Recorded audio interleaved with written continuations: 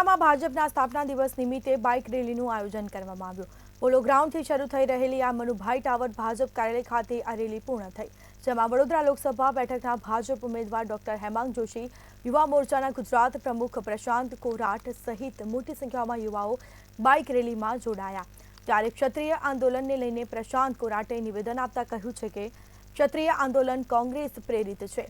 બે સમાજના લોકોને લડાવવાનો વિરોધો દ્વારા ષડયંત્ર રચવામાં આવ્યું છે।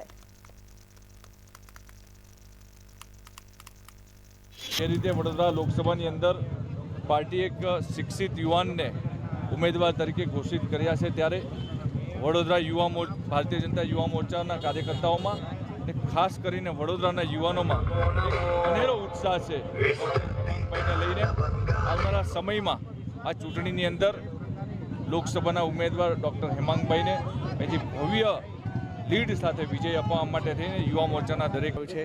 આ બાઇક રેલી એ ભારતીય જનતા પાર્ટીના પ્રત્યેક યુવાનો આત્મવિશ્વાસ છે। જે પ્રકારે વડાપ્રધાન શ્રી નરેન્દ્રભાઈ મોદીજીએ લોકસભામાં ગુજરાતમાં એક યુવાને પ્રતિનિધિત્વ કરવા માટે વડોદરાની પસંદગી કરી છે, તેને લઈને યુવાનોમાં ખૂબ જ જનતા પાર્ટીનો સ્થાપના દિવસ છે। આજનો દિવસ છે દરેકે દરેક કાર્યકર્તા માટે ખૂબ મહત્વનો દિવસ છે।